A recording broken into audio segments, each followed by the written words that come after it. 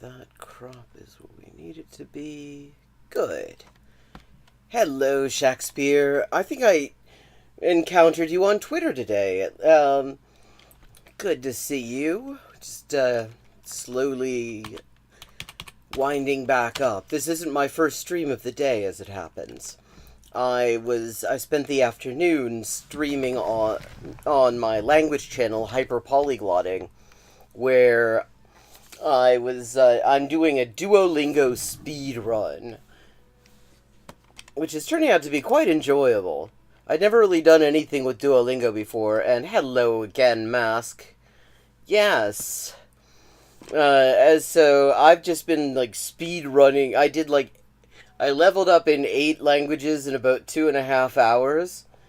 And it's cool because that whole channel, what I want to do on it is talk about language stuff, but I am terrible at coming up with topics, is the thing. If you say, come up with a language-related topic to talk about for 10 minutes or something like that, I blank.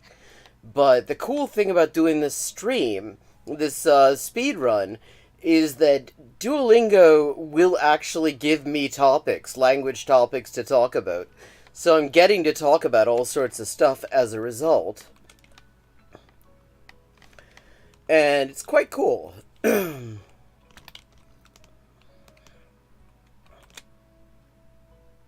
Oh, yay! I was just gonna say, I was hoping to I'm trying to get to affiliate status on kind of both of these. Especially that one. But, so I was hoping I might get. I was just about to say, if you're interested, give it a follow. I think we'd have a good time there as well, because this stream is sort of part of it. So it serves a lot of purposes. One thing, it's just a place to talk about a lot of shit and just to have bring up things that are. That need to be talked about, and also to take the piss out of people who really, really fucking deserve it. It's also sort of my only socialization, during this wonderful public health cataclysm we're in, because I've gone over 2.5 years and haven't gotten COVID once, and I sure as shit don't want to get it now, because, the new versions, fuck that, you need 50 followers, you need to stream an average of 8 times a month, and you need to get 3 people concurrently in chat on average. Hello, Adam. Yeah. And the CDC has gone and actually made me despair even more about this thing ever ending. And that's why I wanted to just mention something that I have a feeling probably everyone here already knows about. Speaking of the CDC, but it's just really important to understand it for people who are trying to get a handle on what their risk is. See, the CDC has a map called Community Levels. You look at this, it looks actually relatively... See, they specifically avoid using red. They use, fucking Starburst Orange. And they call this Community Levels. And the thing is, and people are led to believe that this is something they can use to assess their risk of getting COVID in their local community, and it's bullshit. This is primarily based on hospitalization rates, which are known as a lagging indicator. They're a lagging indicator because there's a certain lapse of time between people getting COVID and getting hospitalized for it. And the thing is, and knowing how many people have ended up in hospital for it is useless if you're trying to figure out what your risk is of getting it at all. So you see this wonderful little map. It's actually very reassuring colors. It says medium and low. Okay, now let me show you. They still have a community transmission map. This is the community transmission map. And you remember how Nevada was that beautiful, soothing green color, and Colorado, and fucking Utah, and a fair bit of Arizona? Well, now look at it over here. It is redder. It is redder than Caleb Maupin's face, when he finds out he's debating somebody who's actually read Marx. I mean, and the thing to remember about this is that despite the fact that it is more reliable, it actually measures the thing that you want to know, which is what's your likelihood just breathing the air in your community that you're going to get fucking COVID. But it's still a massive undercount because we're basically, at this point, there's very little testing going on. There was never much testing to begin with. I mean, Eric Topol, who is definitely worth following on this, he is a doctor, researcher, and medical communicator, I guess you could say, who has tended to get these things right when pretty much every other voice in the media was getting them wrong. He called it flying blind. And that was in 2020. And what you gotta know is that there's actually less monitoring going on now. As disgustingly bad as the monitoring was in 2020, there is less of it now. Because people are getting these tests at home, and those don't get recorded. So that means if you test positive at home, and then you go to work, because you're supposed to go to work, because come hell or high water, you need to be churning out that fucking surplus value for your bosses, you get somebody sick, and they get somebody sick, and none of this is getting recorded. Yeah, CDC also has wastewater surveillance too. But the thing is that some cities have decided to stop participating in that. Like, I don't know if it ended up happening, but Eric Adams, around the time that COVID was exploding yet again in New York, since his strategy of combating COVID with just the big dick energy of the Big Apple surprisingly failed, I remember New York City was supposed to be withdrawing from wastewater monitoring. Yeah, Topol's great. Hello, Jill. Yeah, Topol, yeah. So, and there's some counties where the wastewater, where it's septic tank based, like where I am here, a lot of the wastewater goes into septic tanks, so that's not really getting monitored at all. But yeah, where that's still going on, it's one of the best indicators we have, even though it can't really tell you how many people who have got it, and it can at least tell you how much of it is being shat out into the sewerage. Yeah. It's amazing that sick days are like a fucking act of grace if for an emergency. When, I mean, this is just a basic fucking thing. People get sick and they can't work, and it's probably better if they don't give it to other people. And, you know, like, there are places where the idea of having a set number of fucking sick days is simply unheard of. Oh, well,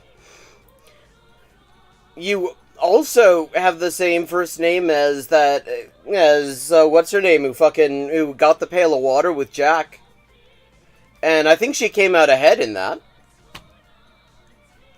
So, I mean, you got that going for you. So, okay. So, we've talked about how just completely full of shit the CDC is on this. And how, I mean, they actively discourage people from looking at this comparatively accurate map. They say, oh, this is for healthcare facilities only. You should look at the community levels. And the community levels are a load of shit. And with that, we're going to look at a different map that isn't quite as fucking alarming. Yeah, and you can get fired, even if you've got the right to sick days because of your contract. There's at-will employment. You can get fired for any fucking reason. Okay. Something distinctly... Plzeň! Okay, we are in the Czech Republic. And we are probably not far from Plzeň, home of some of the best beer on the planet. Beneves. Okay. Goodbye, Quebec. Hello, Plzeň. There we go. Cherubi, Horny Brisa, Stahlavi. Yeah. I mean, at-will employment is just such bullshit. It's why just about every labor right you have has a big fucking asterisk next to it. Like, anti-discrimination laws just don't matter quite as much if you can be fired for no reason at all.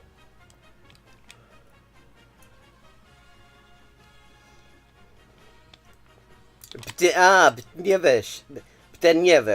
There we go. We're just leaving this place here. Okay. Yay. This is starting out pretty nicely. Jill, I was just telling everybody else before you got in here. Oh, yeah, I got dropped into a museum in Yokohama a while back. They do that to you. They do the museum drop. I don't know, Jill, if you have any interest in, languages and Duolingo and stuff, but I'm doing on my other channel, Hyperpolyglotting, a Duolingo speed run. 635 meters, 49.98. Are they a Bond girl? Cool. Okay, this looks pretty Anglo-Irish. Just as pavement alone. Actually, the buildings kind of make me think maybe Ireland. Let me see and get the color of the number plates. That looks yellow to me. We're in some place controlled by Britain. Public byway. Wow, I've never been dropped in Transnistria.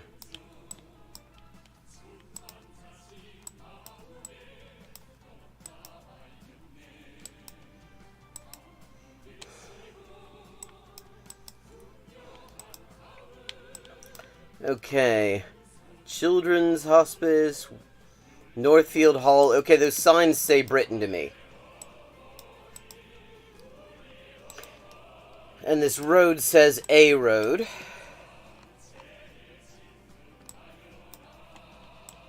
Horizon Health Services. Yes, the piecemeal selling off of the NHS continues a fucking pace.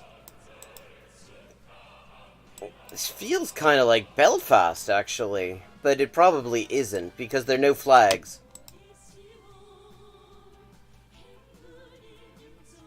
No, I was just thinking it could be the 6 counties, but the 6 counties, you'd see flags everywhere. And painted curbstones. Mostly these days they're painted red, white, and blue because they don't feel so much of a need to do that on the falls.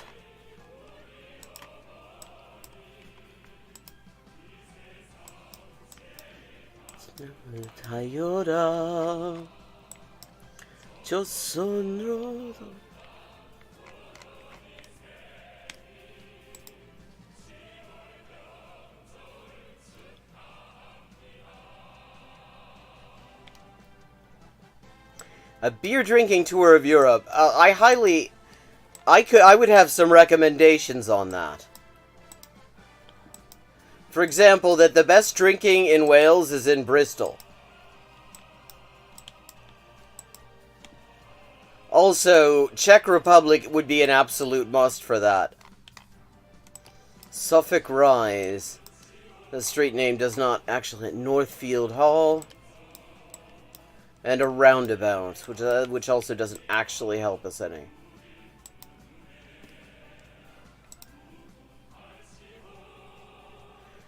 Yeah. Well, I mean, the thing about the water companies in Britain, this came out in, No, this is definitely not Donegal. This is Britain. Irish, signs look different. And but here, The thing about the water companies, these private companies that control the water in Britain, is that their infrastructure is leaky as fuck.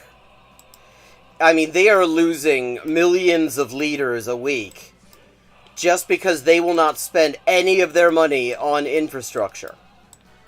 You know, supposedly the idea when Thatcher and Major did this and Blair kept it that way was that, you know, the private sector would innovate, and they did. They innovated. It turned out that you could actually make a huge amount of money off of controlling the water without doing anything useful for anyone. So, I mean, they talk about they're going to need water restrictions and on like individual use. But what they really need to do is plug the fucking leaks. They plug the leaks, they'll be okay. Yeah, definitely Britain. Huddersfield, we are in Yorkshire. No, I do not know Proletkult. Okay, we are in Huddersfield, where Patrick Stewart is from. That you'd never guess from his accent, and he's been heard to say that he has no interest in ever going back there.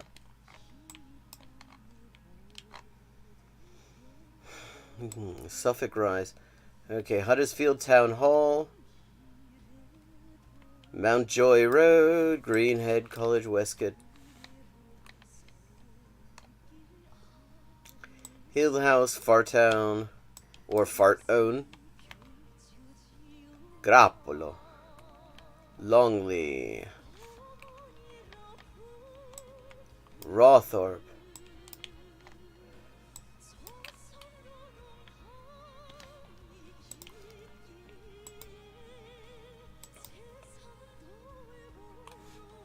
Who did they sell it to? I mean, in Wales, they at least, with the water, have Dŵr Cymru, Welsh Water, and they are not for profit. They still suck shit, but they don't, like, they aren't quite as just vilely parasitic as the ones in England. I mean, basically everything, England is just a fucking free-for-all for capitalists. And, like, Scotland and Wales actually impose some limitations on them. 2.4 kilometers. I don't know. But a friend of mine actually ran into Robert Plant at Slimbridge wetland site a few years ago. Mate Waterco. Okay, I'm thinking that we're probably in Indonesia or Malaysia.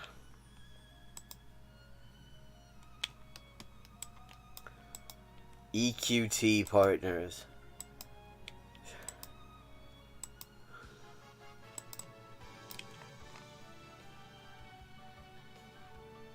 Alamin Selolaku. Okay, yeah.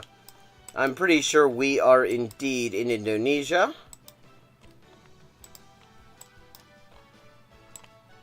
Yep, Indonesian flag. Dharma Wanita Persatuan. Indonesian, fun fact. On my first speed run of Duolingo, where I did just the placement test, Indonesian was one of the 2 out of 32 that I did not succeed on, which is not surprising at all. Berandan. Okay. Well, that sounds familiar to me. Berandan.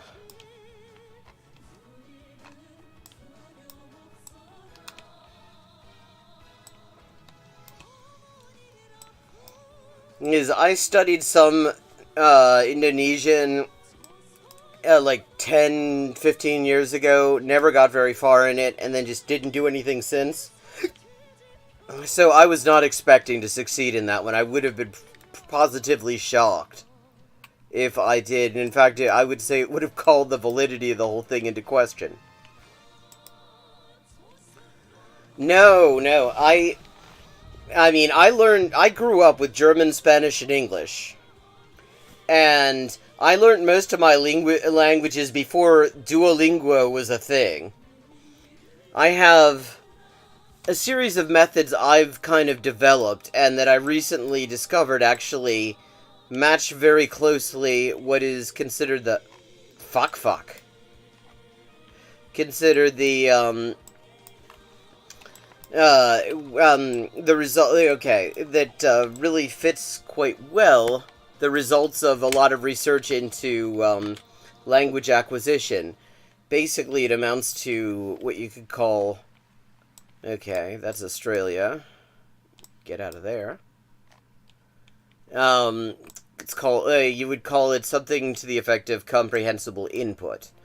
Where essentially, my main methods are to just expose myself to stuff where I have enough points of reference that... What's called the language acquisition device. This is like the scientific name for the functions of the brain that are specifically dedicated to making sense out of languages, new ones, can begin to do their thing. And I just do lots of it, and I do it until I'm just bored with it and have no more energy for it, and then I just put it aside and I do it again later. 1,788 kilometers away. Did not do very well with that one. But, I mean, Indonesia's hard, because Indonesia is spread out into all these islands.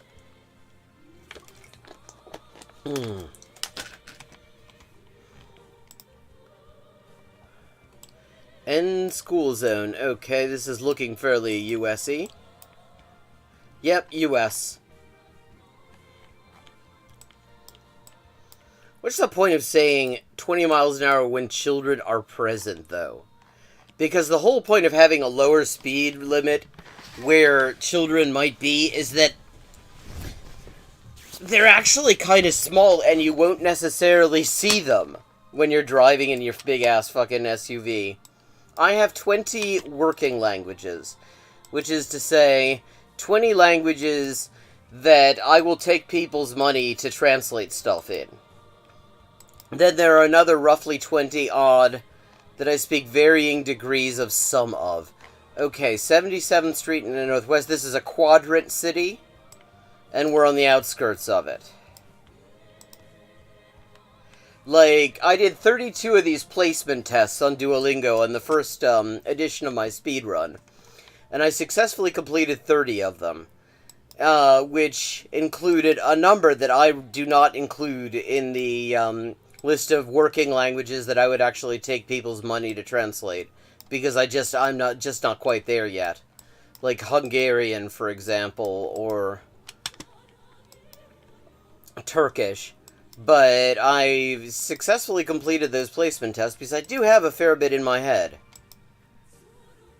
Okay, come on, give us a main street, give us something commercial. Give us a state route or something here.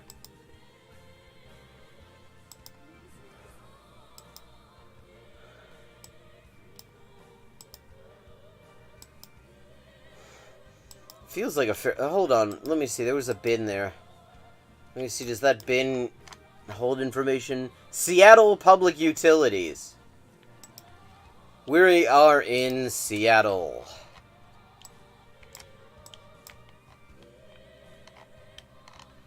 '77th Street Northwest. Okay.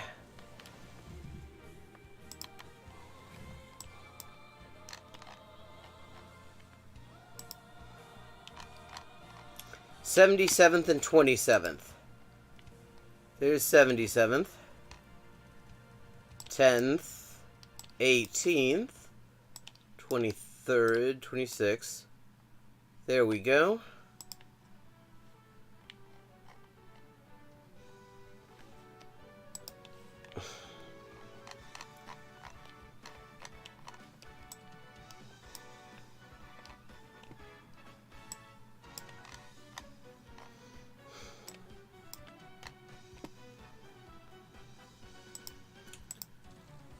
$23 meters, 5,000 points. Yep.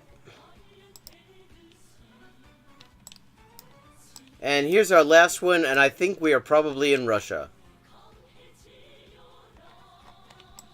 Somebody's got their Twitter ID there. Грузчики перевозы. Yeah, we are in a Russian-speaking place.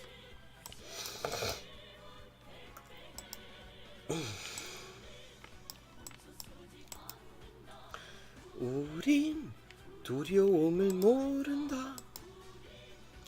Попунчимё наганда. Удачный выбор, одежда, обувь. Всегда низкие цены. 4-й этаж. Low price store. Clothes and shoes. Low prices all the time. It's the same.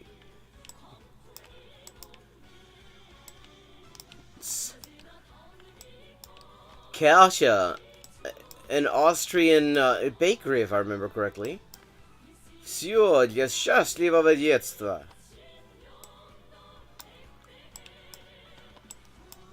Everything for a happy childhood.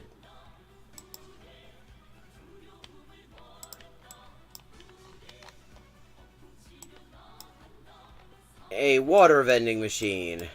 And that's a bus. Tell us, bus. Oh, you've already left. Fucking bus. Oh, hey, here we go. Kirill-Methodievsky Sabor. Okay, the Cathedral of Cyril and Methodius. The people who gave us the Cyrillic alphabet, the original version. Samara. Oh, we are in Samara. Arriva? Oh, that's a pity. Arriva has made it to Russia. I would not wish that on anyone. The worst fucking trains in the world.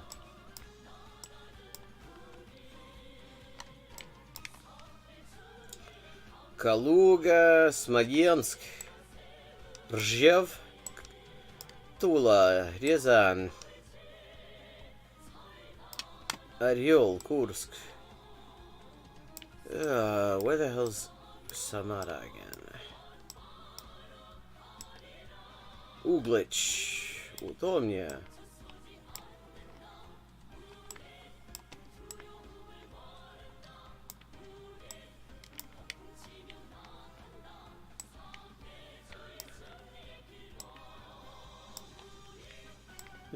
Куда ты девалась, Самара?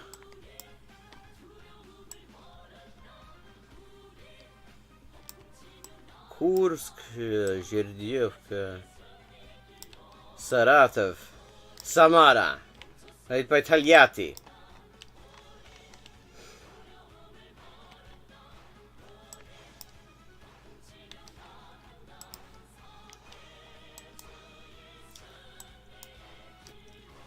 I'm not sure, actually, where he was born. Could be.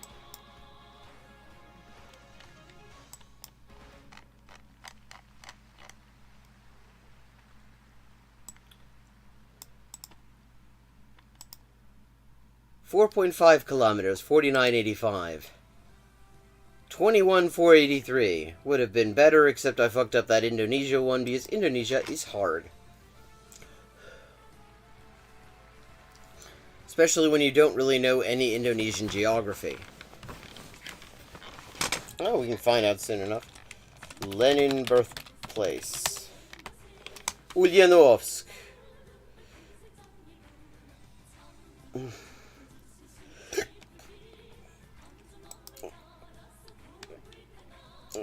No, I wanted to... What did it... I mean, I'm sure it was not previously called Ulyanovsk.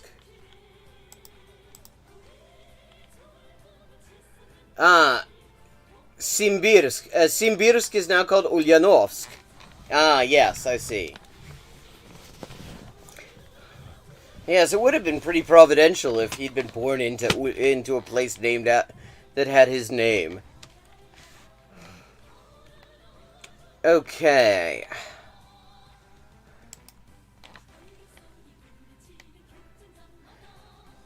Okay, we've got some options here. I've been kind of noticing all of the bullshit that ends up in my recommendations.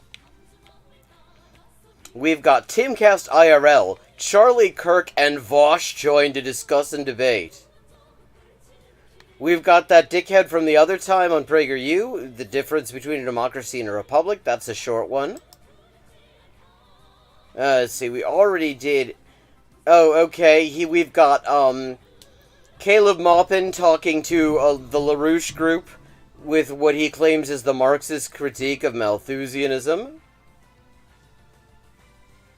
And we've got Caleb Maupin with just a straight-up fascist talking about how BreadTube serves imperialism.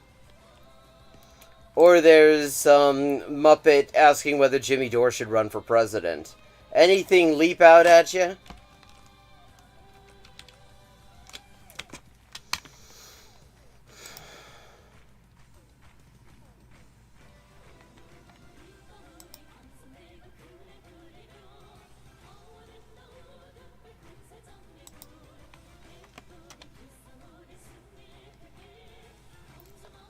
Ah, okay.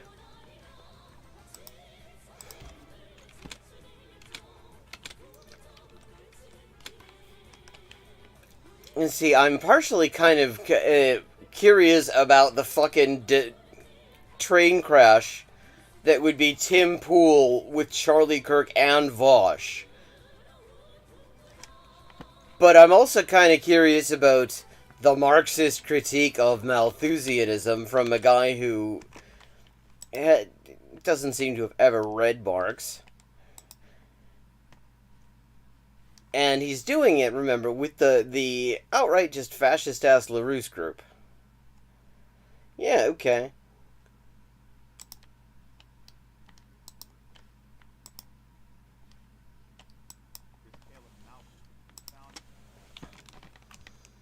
Okay, I need to just adjust this audio. And director of the Center for Political Innovation. Now, Caleb was supposed to be give a For people who are wondering about the Schiller Institute, one of their big things in recent years was the unexplained death of Jeremiah Duggan, a Jewish anti-war activist who got roped into going to one of their lectures in Germany, in Wiesbaden, if I remember correctly. And sometime at that night, rings his mother back in Britain, says he's absolutely terrified these people are just saying horrible things about Jews, and he's terrified that they're going to find out that he is one. And the next thing anyone knows is he was found dead, a short distance away from the Schiller Institute building. Oh, actually, Jimmy Dore... I actually kind of... fuck it, let's do it. Oh, this is only 3 minutes, too.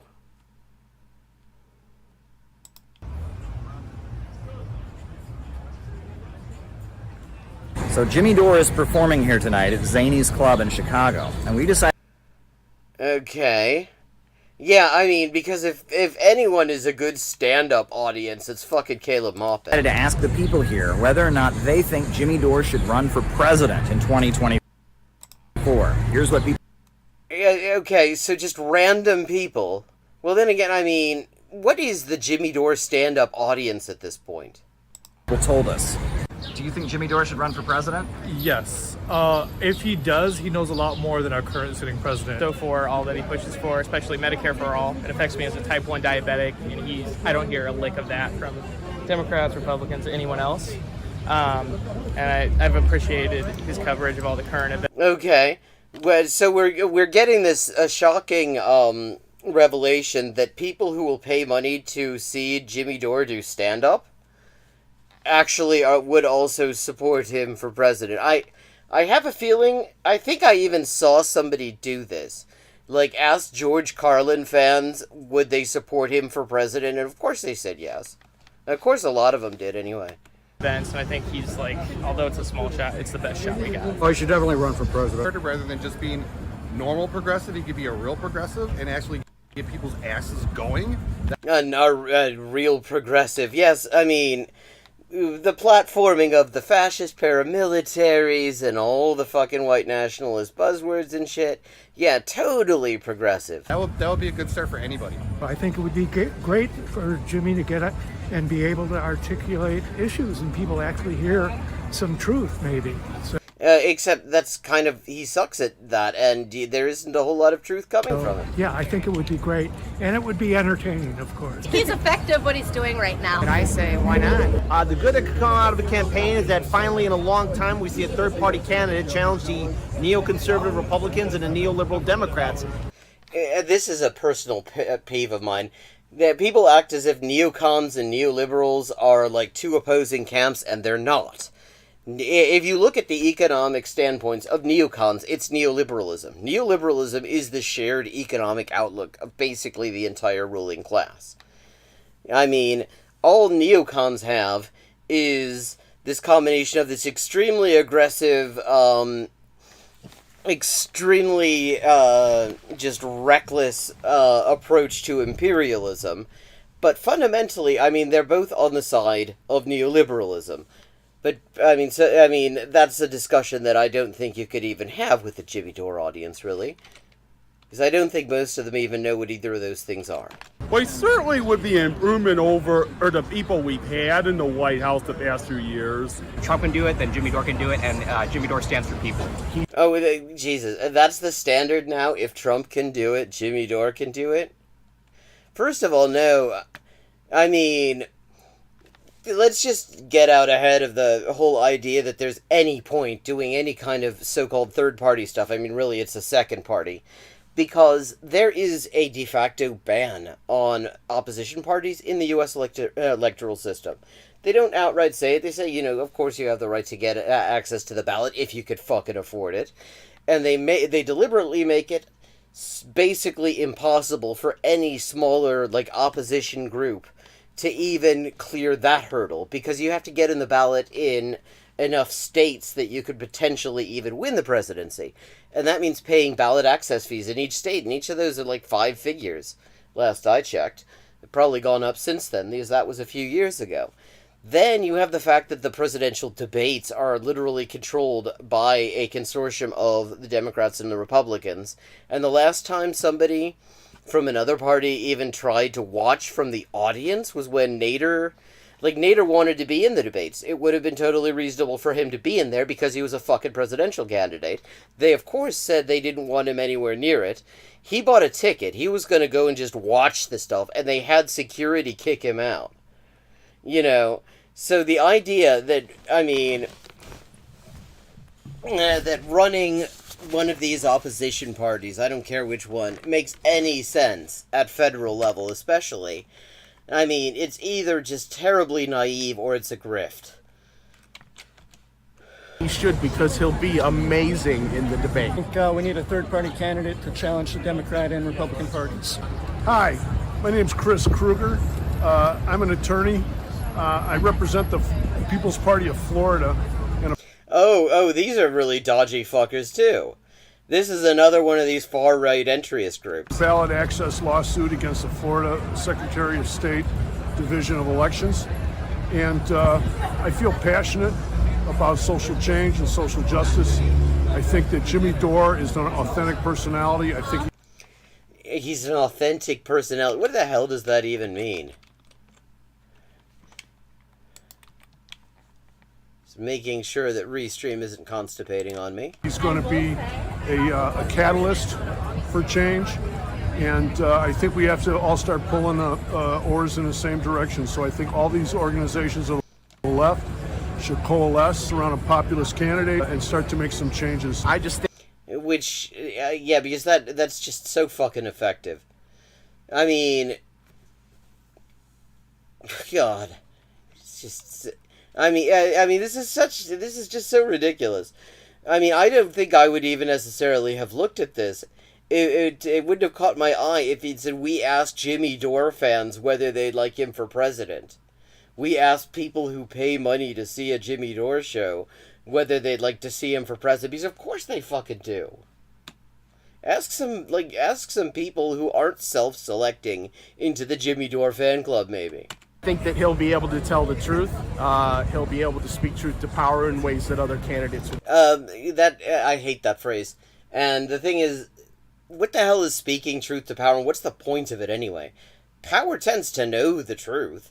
It's not that power is ignorant. It's power has other priorities. And if you end up actually winning, which is basically impossible, this electoral system is designed to prevent even getting anywhere near winning, you definitely would not be speaking truth to power then, because you would be power. Yeah, exactly, Adam. Yeah, that's what I've been saying for years, is you'd have to have practically a revolution just to get to the point where running opposition parties in elections would even make sense. I mean, it's just pointless right now. And the Democrats and the Republicans who pay people to see the polls that have said for years and years and years, I'm talking about like going back to like the 90s, maybe even the 80s, majorities saying, yeah, we need another party. They get asked occasionally, do you think that the country needs a third party other than the Democrats and Republicans? And that tends to get, going back, again, decades, support from more than 50% of the respondents. The Democrats and the Republicans both know that, so they're sure as shit not going to make it easy. Won't Jimmy Dore should run for president? See, I'm conflicted because, I want him to, because it'd just be nice to get an authentic voice out there. But on the second hand, anyone that has an authentic voice just gets suicided. Thank you, Jimmy. I don't think that... See, if anyone who has an authentic voice just gets suicided, then what does it say about Jimmy Dore that he's still with us? For pushing for Medicare for all. I appreciate all that you do and calling out the Democrats. He isn't really pushing for Medicare for all, though. He's maintaining this illusion that there's some way that you could just, pressure Congress into doing it. Just, through sheer, rhetorical bullshit. Which is not how it's ever going to work. If the Democrats gave a shit about what people thought or what was best for people, we would already have universal health care. But we don't, because they don't.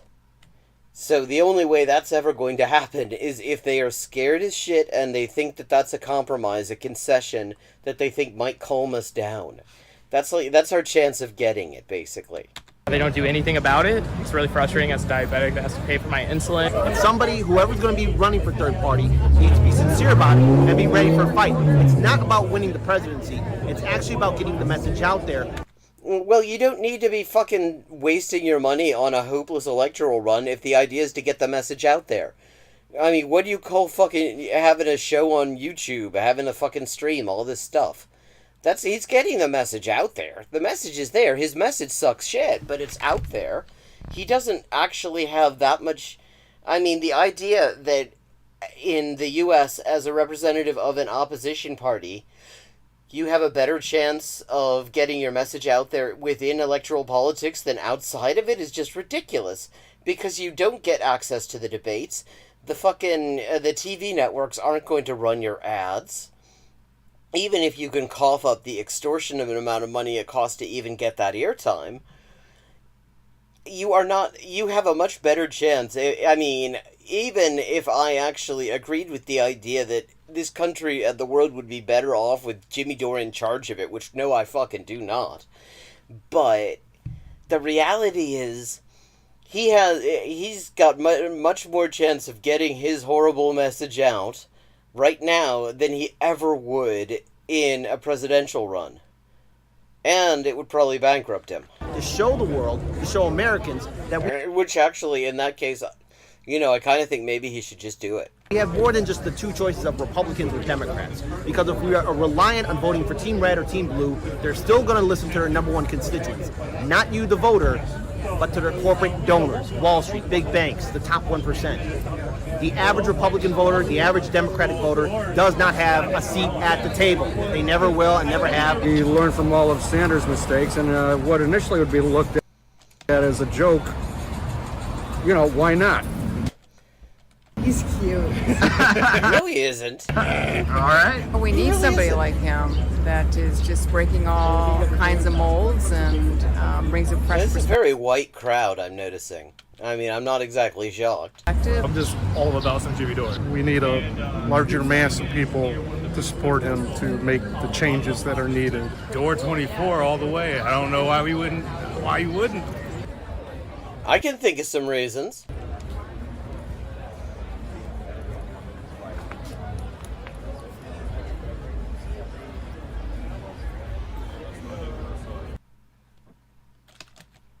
Okay, so that was what we'll ask Jimmy Dore fans what they think of Jimmy Dore possibly running for president.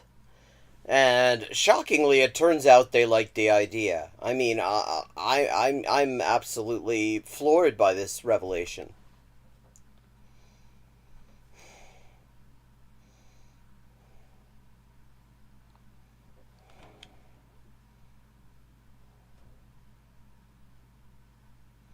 Now, I've actually had a little bit of a look, an advanced look at the Marxist critique of Malthusianism, because I was clipping it for the music video of Nazbol Ghouls, and I found it rather fucking boring.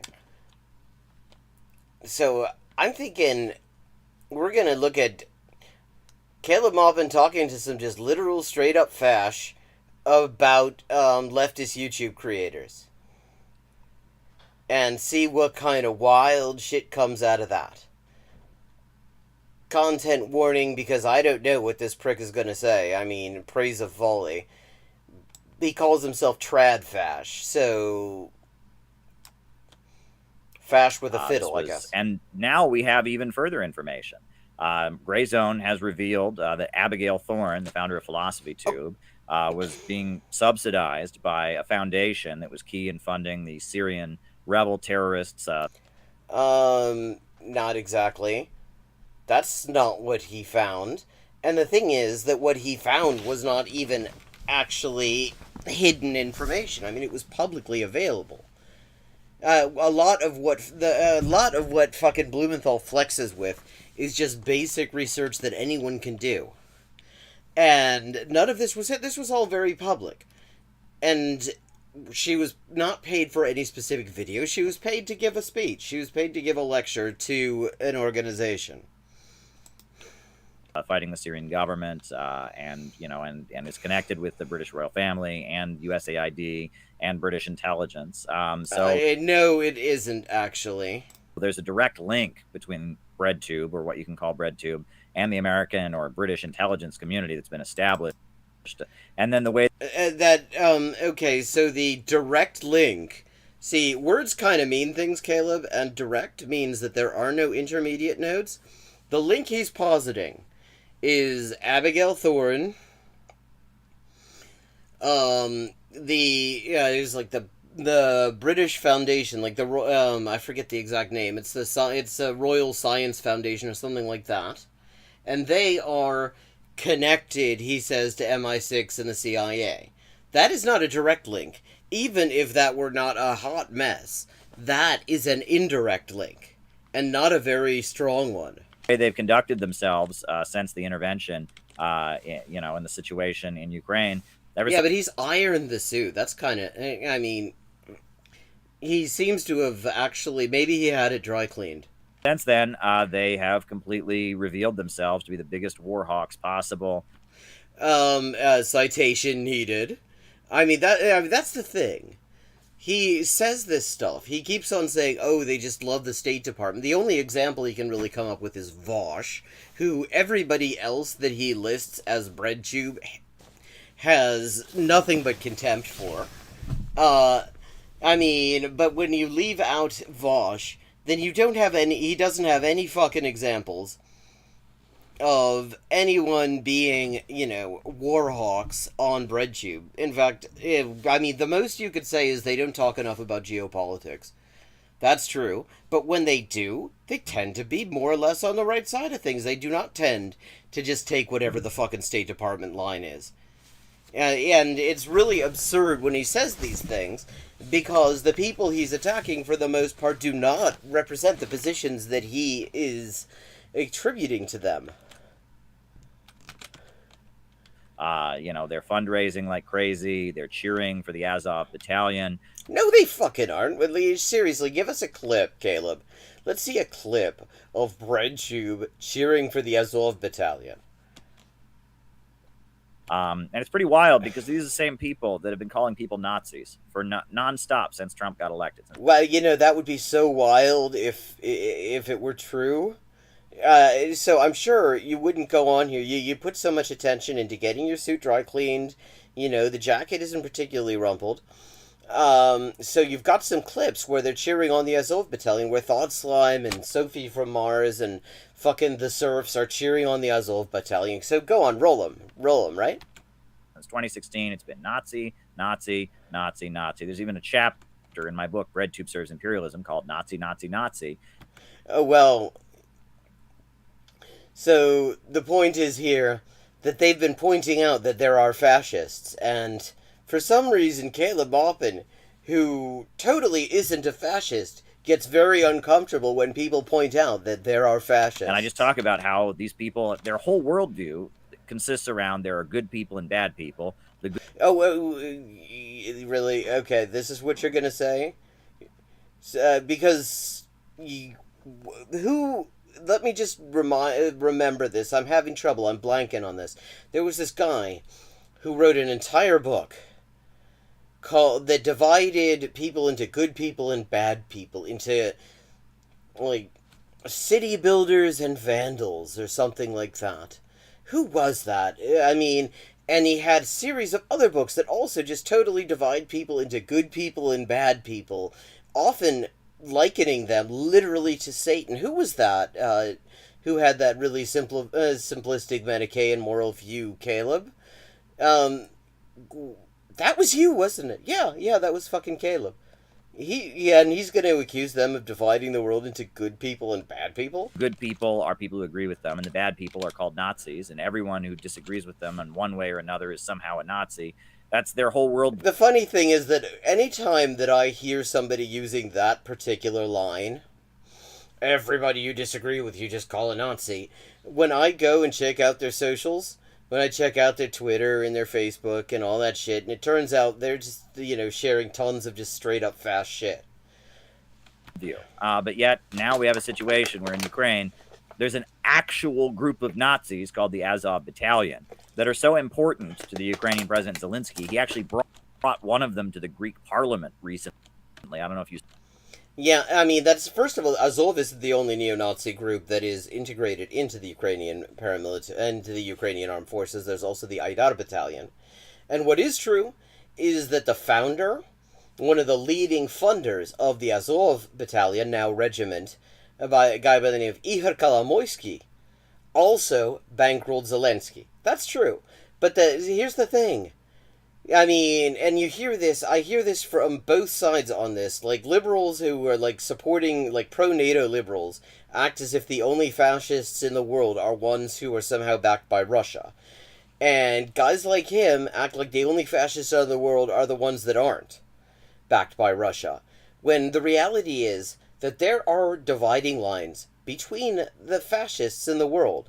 There are fascists who are aligned with Russia. There are fascists who are Western aligned. Like fascism in Latin America, for example, is pretty much entirely U.S. aligned because the U.S. has bankrolled it, trained it, educated it, given it all the support. I mean, it is totally a pro-U.S. movement there. Whereas in Europe, you've got, for example, in Central Europe, where the nationalism tends to be anti-Russian, the fascists tend to be Western aligned. Whereas the places where anti-Russia is not the primary sort of nationalist position, say further west in Europe, you have lots of Nazis that are aligned either to Russia or to the U.S. They tend to be taking a side one way or another. But the reality is, when you look at a war between Russia and Ukraine and NATO, you've got some Nazis on both sides of it. That's just the reality. You saw that. And there's been outrage in Greece, even among people who support Ukraine and support Zelensky, about the fact that he brought an actual Nazi fighter of the Azov battalion to the Greek parliament with him. That's how important they are. And, okay, he's not strictly wrong about this, either. Because the thing about the Ukrainian state is it's weak as fuck. The reason that these fascist groups that were just football hooligans in 2014 ended up getting funded and given the, latest in high-tech hardware and unleashed on the populace, where they committed what even Newsweek called ISIS-style atrocities against the Ukrainian civilian population. Back in 2019, they called it that. They since have become a little bit more careful about what they let slip about the U.S. client state in Ukraine. But the reason is the Ukrainian state is weak as shit. The power center is just straight up the oligarchs there. It is, so if the Ukrainian military, which has been plagued by the fact that basically nobody wants to fight for them. I mean, draft dodging has been a huge issue to the extent that they've resorted to press ganging, and not just now. I'm talking about in the past 8 years. It has been common for them to just grab young men out of discos and force them into the army because it's the only way they can get people into it. So, in that sense, they are important. But what's bullshit here is the idea that BreadTube is, cheering for Azov and Aidar. And there's actual Nazis getting guns from the United States. And and Ukraine isn't the only place where that happens. Go to fucking Latin America. There are actual Nazis getting guns for the United States all over Latin America. And, in fact, where you find actual Nazis getting guns from the United States and Latin America, you find his friends at the LaRouche organization supporting them. And these people support it. And it just reveals how selective they are. They have no real political agenda. They are simply there to frame support for U.S. foreign policy in leftist terms. And wait a second. Okay, which is it? Do they have no real agenda? Or do they have a really pernicious agenda? You've, contradicted yourself in the space of, 10 seconds there, my dude. Because if they have no real agenda, then they just don't really have anything that they stand for. And if their if their purpose is to frame support for U.S. foreign policy in leftist terms, for which citation still kind of needed, then they have a clear agenda. That's an agenda. And what I wrote in my book has been confirmed as absolutely right. Okay, let's just remember one of the things he wrote in his book was that Thought Slime primarily makes videos about feces, genitals, and other things considered ugly. He literally said that Thought Slime's video output is just pure scat. I don't think that's been proved right. I don't think that he has since been able to prove that Destiny is secretly a BreadTube stan, despite the fact that he hates the online left with a great passion. And it's funny because you would think that that they would kind of try to back away from it, but they just continue. They continue their hysteria against me. Now, Jimmy Dore. Why would they try to back away from it, though? Well, I mean, first of all, it's not hysteria unless you mean hysterical laughter. But absolutely, I mean, everything that anyone who said warned that this guy was fash, back 2 or 3 years ago when he just first started to show up on people's radar, he has confirmed it in spades. Here he is with a fucking guy who calls himself Tradfash, slagging off online leftists, and he's trying to say that people should back off calling him a fascist? Why? What exactly has he done to disprove that? He's done plenty to prove it. Recently did a segment with me highlighting the book. The book has been selling quite a bit, and many more people have been saying, wow, I used to think that there was maybe truth on both sides between you and BreadTube, but now they have just completely become shells for the Pentagon, and I see you were... What's remarkable about this, his book also does not contain any examples of this supposedly happening. His book does not contain anything that could actually demonstrate that anyone that he's attacking is a shill for the Pentagon, even in the case of people where you could easily provide that proof, like Vosh and Destiny. Vosh is a shill for the Pentagon.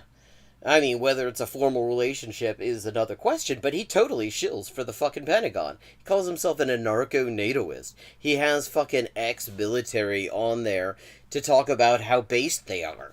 He had a thing about how it's actually really bad that bad things are happening to CIA fucking officers.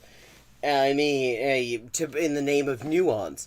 You could make this argument about Vosh if you wanted to, but he doesn't even try.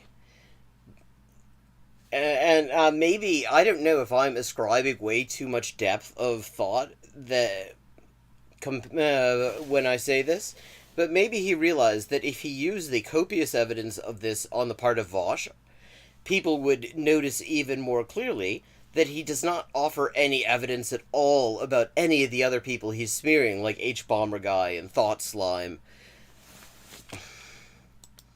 We're right all along, Caleb. So, you know, I mean, I see what's happening in the world. It's certainly not good, but it is a case of me saying, I told you so. So there you go. Yeah, you say it, but the thing is, let me just give you a little tip about saying I told you so. The way I told you so works when you want to use it as a flex is when events prove you right.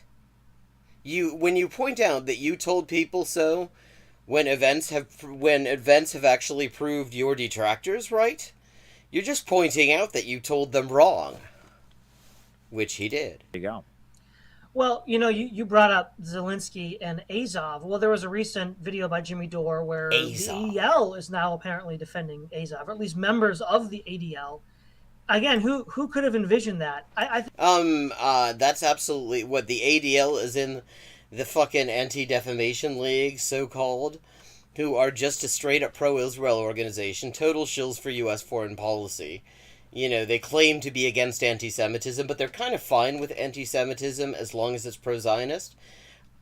There's absolutely no reason that anyone could possibly be shocked that the ADL is coming out on the side of the U.S. on this. There is absolutely no reason to think that they would have ever done anything else. And the only reason a tradfash chud like this is surprised by this is because he has anti-Semitic ideas about the Jews all being on the same side about stuff.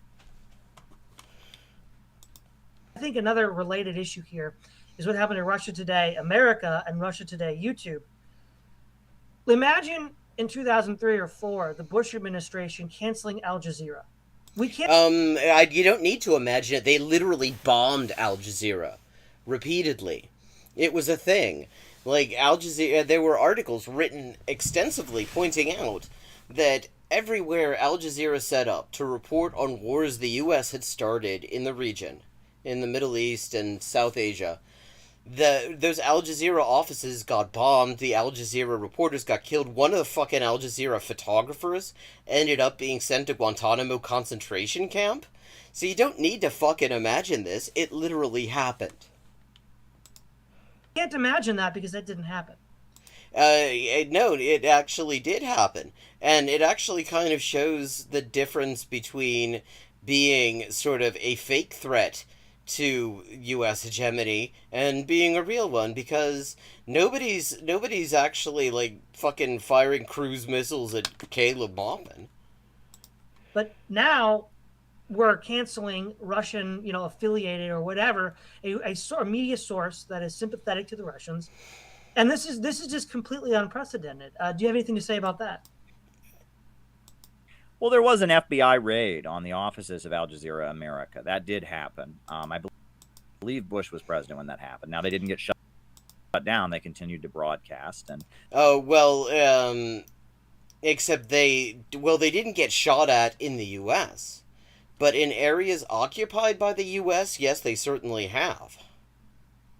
And definitely in the Bush years. Ultimately, Al Jazeera America stopped functioning. The Qatari government just stopped really paying for it. I mean, Al Jazeera was so in line with U.S. foreign policy towards the end of the Obama administration that it really had no reason to function. And so Al Jazeera America just kind of stopped functioning. They have AJ Plus online at this point. Al Jazeera represents the Qatari monarchy. There's also some Turkish money in there, and it represents one faction in the Middle East that you can call the Muslim Brotherhood, right? You have Wahhabis, that's come out of Saudi Arabia. That's, the very extreme, wing of Sunni Islam that wants a very, very traditional, Islamic government, something like the 1400s, an absolute monarchy, etc. And then you have Shia Islam, which is, that's Iran and its allies, the axis of resistance. And then you have this kind of third pole within Islam in the Middle East that is the Muslim Brotherhood. And it's represented primarily by Turkey and Qatar. Really, the Muslim Brotherhood is more Egyptian than anything. And you can't really completely call it a third force. In fact, the Muslim Brotherhood was on, despite the fact that, you could get the impression, if you remember the reporting back during the days of Tahrir Square and everything, that the Muslim Brotherhood were like the resistance or something. They actually were not. They were on very good terms with the dictatorship long before Tahrir. They actually were condemning the strikes that kicked off the uprising and trying to get people to just kind of go along with the bullshit elections that ended up being boycotted by 60% of the electorate. Yeah, they're not so much a third force. All of these and the trouble here is also when you try to just do this divide this along sectarian lines, it just doesn't really work. First of all,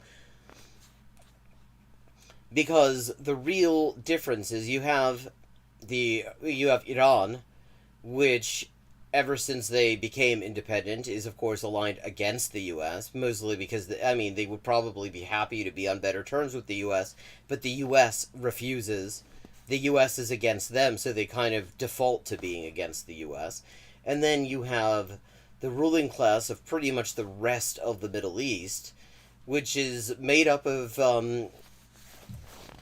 social sectors that were brought to power by the British Empire and maintained in power by the US Empire because they were just so useful in keeping the population under control and playing ball on the issue of oil. They believe in, more modern, technology. They believe in elected governments. They really believe strongly in free markets, but they are very anti-Israel. And they have kind of their own... Actually, the Muslim Brotherhood are not very anti-Israel. Again, they're actually quite supportive of the Egyptian government, and the Egyptian government is pretty much Israel's strongest ally in the region. The Egyptian government will do what Israel says on things like... There's one border crossing that is not directly controlled by Israel in Gaza. And that is the Rafah crossing, controlled by Egypt. And Egypt will do what Israel tells them to do about that. If Israel says shut it off, let the people die, Egypt does that. And that is the regime that the Muslim Brotherhood have played a major supporting role in for quite a long time. Unique perspective. And the Obama administration worked really, really hard to use the Muslim Brotherhood and Al Jazeera and their allies, the allies of Turkey, the allies of Qatar, as kind of proxies in the Middle East. And Trump went out of his way to kind of offend those folks. So that's kind of a long answer about what's going on there. But yeah, RT America is no longer in existence. Me and all the other employees of RT America received a layoff letter. Now I'm still doing work with RT International from home, but I don't have a cameraman, and I hope I end up getting paid. Yeah, see, I don't have a cameraman either, but I think I do a better job with my camera than he does. It's not a good situation. It's not a good situation at all. RT, I'm very loyal to RT and everything that we do there. I think RT is really important. Yeah, this is a true Marxist speaking right here. He's very loyal to a parastate broadcaster of a capitalist fucking mafia regime. Important, and it's a valuable voice, but the powers that be have worked really, really hard to make it almost impossible for us to function. And it's particularly outrageous. And again, if they weren't using left themes to do it, they wouldn't have gotten away with this. During the Bush... Okay, see, that's a very neat little trick he did there. Because he says the powers that be, and then he just sort of comes back to BreadTube, as if BreadTube are the powers that be. Very cute. Very acrobatic. Bush years, there was a lot of jingoism, the idea that, you know, anyone who is critical of Bush or shows any sympathy for Muslims or criticism of Israel is a terrorist. But there were some people that kind of in their guts knew that was wrong. And by framing it in that way, like, you know, you're a bunch of Arabs, moved to another country, terror, you know, there were a lot of people that in their guts felt like something was wrong with that. And so there was pushback against that. Maybe not as quickly as some people would have liked, but there was pushback against it. But now they're framing this cancellation of all things associated with Russia, banning Anastasia, banning Tchaikovsky, you know, they're banning Russian cats from international cat shows. Tolstoy. Even Tolstoy.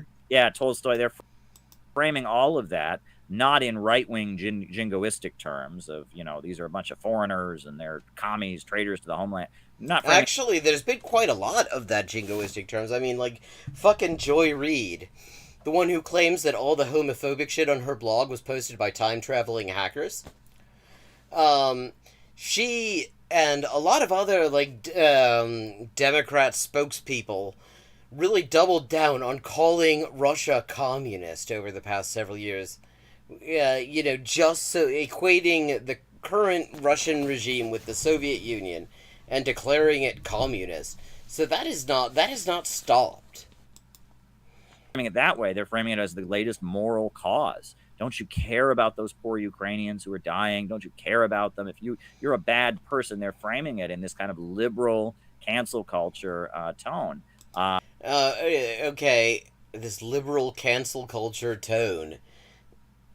What does that even mean? Like, when the reality is that it's all hypocrisy, because the way... Of course it's hypocrisy, but notice that he's moved far away from actually talking about BreadTube specifically, for good reason, because the thing is, there's only so much he can say without somebody saying, well, you know, for example, and he hasn't got any examples. He has never provided a single one. So he's just kind of he's been welcomed the opportunity to move away from that subject and talk about stuff that is where he's less likely to completely humiliate himself. Because the thing about Caleb Maupin, other people have pointed it out, but it bears repeating, is that he will say, like, 9 things that are fairly innocuous, that you could, you know, say they're tolerably accurate, that sound like fairly, you know, mainstream kind of leftist positions, and then he will do a little turn, do a little pirouette, and then suddenly he is saying, and therefore we have to do this fast shit. I mean, and so, and the trick there is that when people say, no, fuck that fast shit, that doesn't follow from anything what you said, then he says, no, well, that means you're also against this obvious, like, totally no-brainer leftist position that everybody can easily agree with.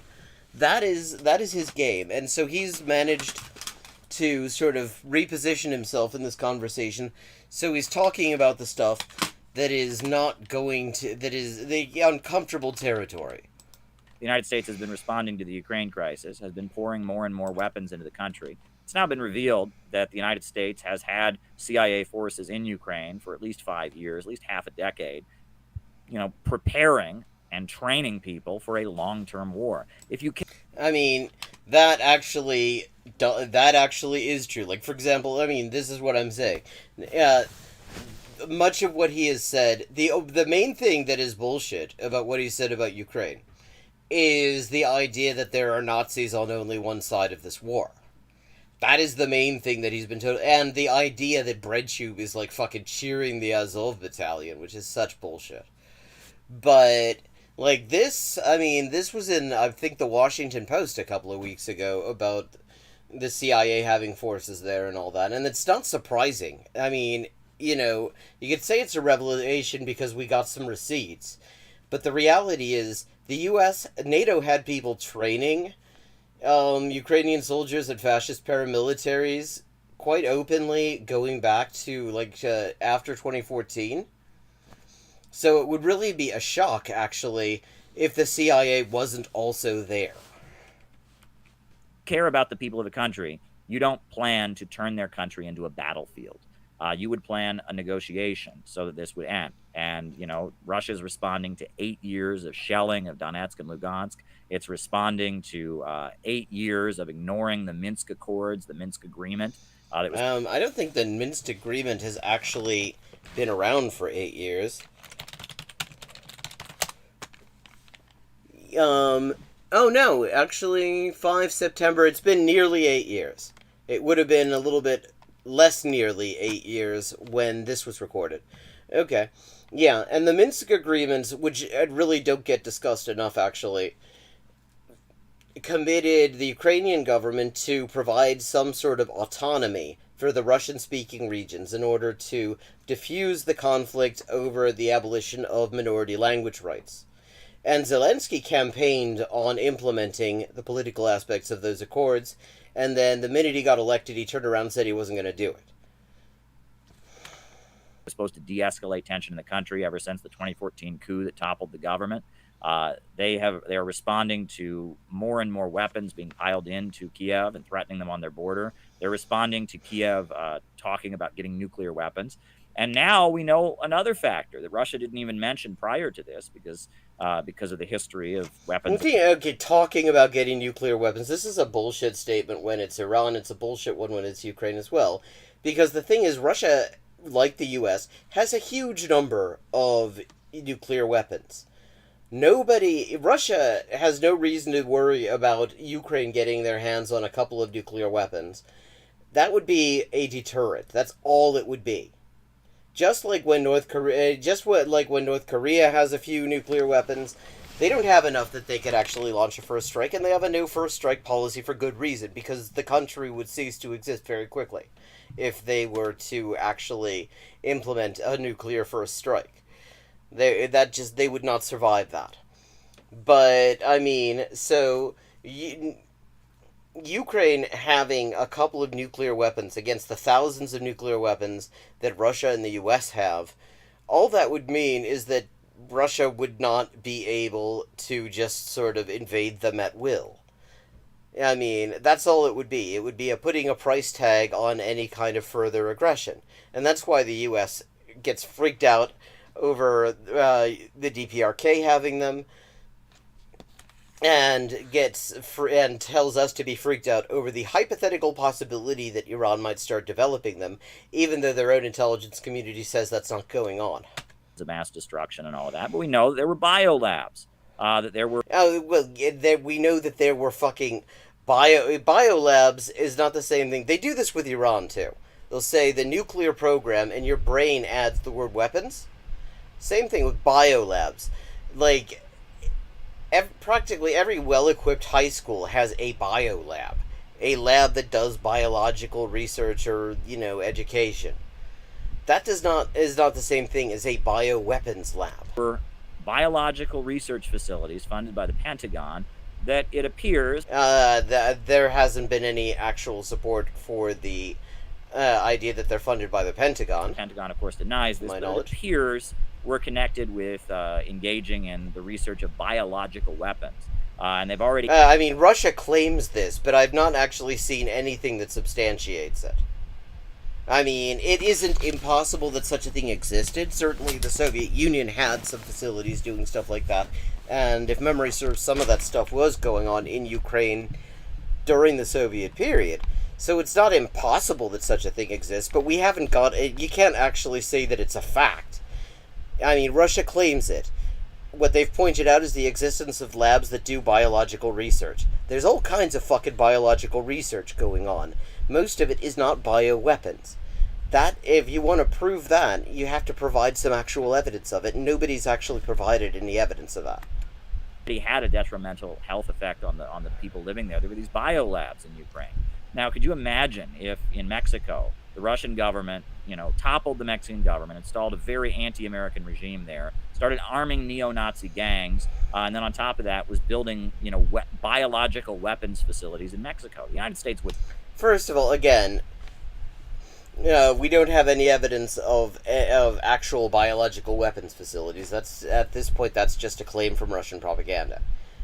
But yeah, I mean, obviously, if the U.S., if Russia did in Mexico or Canada, half of, I mean, like, even a tenth of what the U.S. is doing in the area bordering Russia, the U.S. would have invaded Mexico and Canada in a minute. That's just, I mean, that's just true. That's how the U.S. rolls. They would not, I mean, when China does military exercises in their territorial waters, the U.S. kicks off. When other countries, when Russia or the DPRK kick off because the U.S. is doing military exercises within eyeshot of their territory, the U.S. acts like they're being unreasonable. But if you had Russia and China and the DPRK doing joint military exercises at fucking southern Manitoba or Nuevo Laredo or any of those areas right on the U.S. border, I mean, the U.S. would freak the fuck out. Wouldn't stand for that. They would respond. Well, Russia has showed quite a bit of restraint over the past 8 years. They have waited and they have waited and they have waited for the Minsk Accords to be, fulfilled. Yeah, but none of that actually justifies an invasion. The invasion is not de-escalating anything. And the idea that Russia gives a shit about denazifying anything when they actually really need to denazify themselves is just complete nonsense. I mean, so it's one thing to say this is a complex conflict, and NATO has played a major role in bringing it to a head. But you can't take it that further step that he's about to go, where he says, well, that's why it was okay for Russia to invade. It wouldn't be okay for the U.S. to just make to just invade Canada or Mexico either, if the Canada and Mexico decide to host joint Russian, Chinese, North Korean military exercises. They would not have any right to invade, and Russia didn't have any right to invade there either. Build and recognizing the rights of the Russian-speaking people in the eastern regions. That hasn't happened. There's been 8 years of bombing and shelling, 14,000 people dead. It's worth noting, though he won't, that it's 14,000 on both sides. It's horrible, but it's not all people killed by the Ukrainian government. And at this point, Russia's saying, look, this has gone too far, and they are responding. I hope this war ends as... Well, no, that is not what Russia says. What Russia said is they were going to disarm and denazify Ukraine. There's very little sign of either of those things happening, and it would take, astonishing discipline to be able to even claim with a straight face that that's something that Russia would do anyway. They don't give a shit. They're kind of cool with fascists. They just have their own brand of fascist. I mean... And Putin, actually, it's worth noting, did not try to make this kind of an argument. I mean, even he knew that bullshit wouldn't fly. I've actually looked at his speeches, which have been mistranslated and misrepresented in a lot of ways. But, I mean, one thing is clear, he did not make this argument. I mean, his whole thing was, NATO's been manipulating affairs in Ukraine for quite a long time. And they need to denazify and disarm the place. And it was very much, I think it was like he plagiarized the Bush propaganda about war aims in Iraq, because the U.S. claimed that they were doing something they called de-Baathification, as well as disarming a country that had no fucking weapons. As soon as possible. I don't want to see Ukrainians die. I don't want to see Ukrainians suffer. But when liberals say they care about Ukraine... Wait, so he doesn't want Ukrainians to suffer, and so he invades the country and just shells the shit out of it? Yeah, I mean, that makes about as much sense as when the U.S. claims to be intervening humanitarianly. But we are just running out of time at this point. It is 5 minutes to the hour, so I just want to say thank you to everybody who's shown up. It is so nice to have such a lively chat. Thank you, Adam, Jill, Shakespeare, Mask, who, if you're still there. I will be back tomorrow evening at 11:30 p.m. U.S. Eastern Time on this channel, and I will probably be back earlier on hyperpolyglotting with Elise, both on YouTube and on Twitch. That's hyperpolyglotting. I'll write it in the chat.